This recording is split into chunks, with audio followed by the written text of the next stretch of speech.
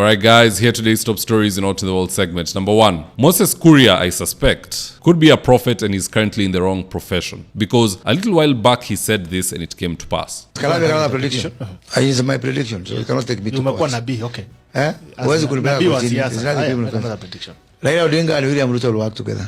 After the election. Na kuna watu wataachwa kwa mata. And you know Baba hii kitu mnaita, yes, he's in opposition throughout his life.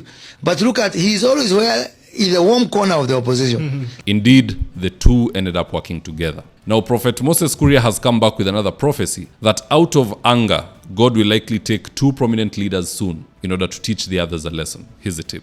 Viongozi, takuwasi sana. Sana viongozi ambao tumekuwa hapa kwa siasa kwa muda mrefu. Mimi sasa naweza kuongea vyovyote kwa sababu nimestaafu kwa serikali na kwa siasa. Na hiyo kadosi ukuje nikupatie kopi ya vile mtu anaachana na hii maneno na unaishi maisha mazuri. Mimi sasa naamka ile saa nataka kuamka na hakuna mtu ananisumbua. So kadosi usiogope. Lakini nataka kuambia viongozi kwamba hii nchi sio yetu. Hii nchi sio wazee. Hii nchi ni ya watoto wetu. Na ile miaka tumekuwa na mtu kama kadosi kwa uongozi ni miaka karibu 30 na kitu. Tulikuwa na nafasi ya kuiharibu hii nchi. 1992 hatukuharibu. 1997 hatukuharibu. Hiyo miaka yote hatukuharibu Kenya. Kenya imesimama. Isikuwe ni sisi sasa tutaharibia watoto wetu nchi. Waje tuachie nchi. Wakitaka kuharibu wenyewe waharibu, lakini tupatie watoto wetu ile nafasi ambao sisi tulipatiwa. Manake mimi naangalia vile hii nchi inaenda, padri tuombe maombi mingi sana. Mimi naona hatuendi vizuri. Na mimi naona Mungu vile tumetoa kafara hapa katika ibada ya misa, Mungu anataka kafara pia. Na atapita na watu hapa. Na mimi ndio nikasema wacha nijiondoe asipite na mimi. Kwa sababu mimi naona Mungu atachukua watu wawili, moja wawili tu. Aseme sababu sitakasirikia hawa wote. Wacha nipite na KJ na Kadosi. Kwa hiyo tuchunge sana. For someone who has crisscrossed the corridors of State House and power at large, I'm sure he has seen enough looting and disregard of the law for him to validate that statement. Let the corrupt leaders who are enriching themselves be on notice, because wachana na ile ingine ile prophecy tuliambiwa dunia itaisha. Hii ya Moses Kuria inakaa ni sure bet. So let people pray without ceasing, more so the corrupt, arrogant leaders. Hizo mali mnaiba mtabeba beyond the grave. It stops at the grave. It is your deeds that you carry on to the next life. Second story of the day, after one Kenyan man refused to help a girl who was being devoured by ants due to fears of incarceration, rightfully so by the way, a new trend has started of people minding their own business. Here's one such example. Hey guys, I've just passed 2 people fighting there. Are you seeing those 2 people?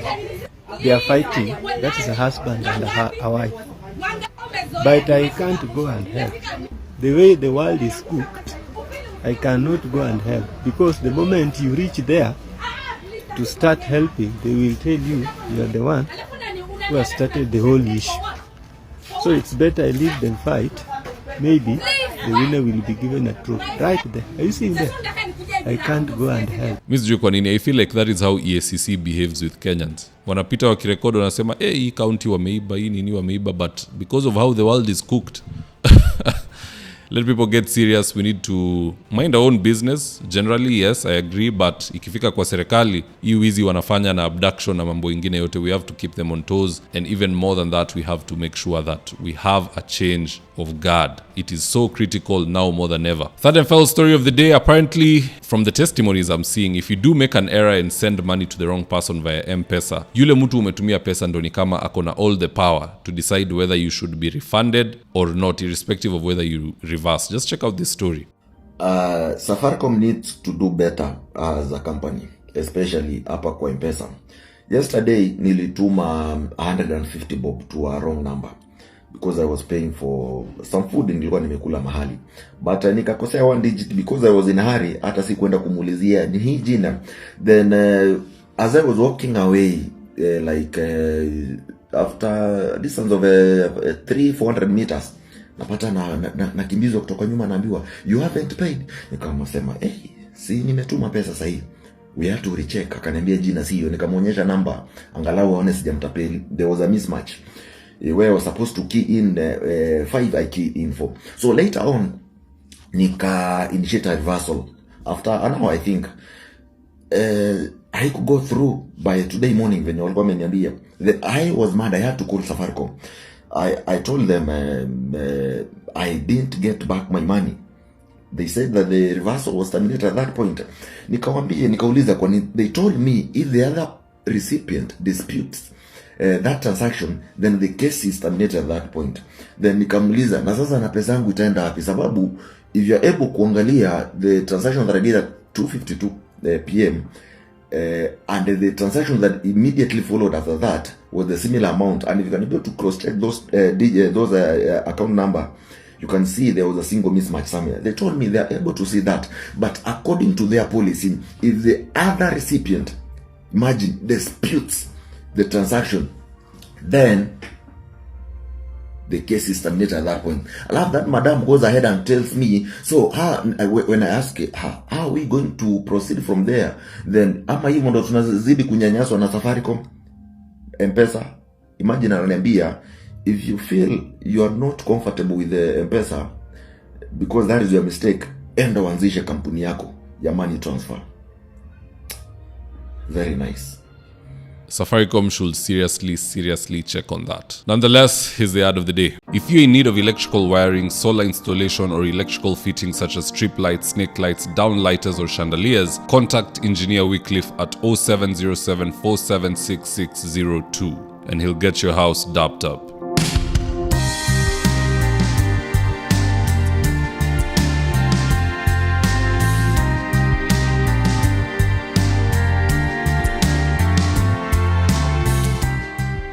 And with that, guys, if you're here for the first time, please go on and hit the subscribe button. If you're watching for a different platform, just head on over to YouTube, search for Mzitowafula. Hit the subscribe button, you're going to be getting a ton of content of this nature. If politics is something you're passionate about, this is definitely the one channel that you really need to subscribe to. Alright guys, adios.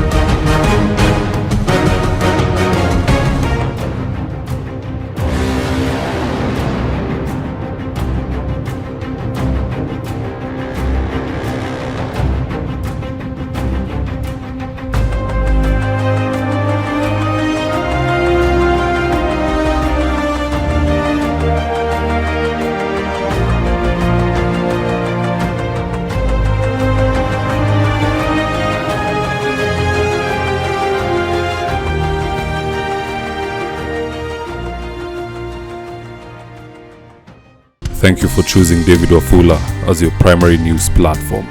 We put countless hours in research, recording, and editing. By showing up each and every day to watch our videos, you encourage us to generate more videos for the viewers. We are on a mission to inform, educate, and build a better tomorrow. To our thousands of followers in a world full of presidents, kings, and queens, you are the real gem. Adios.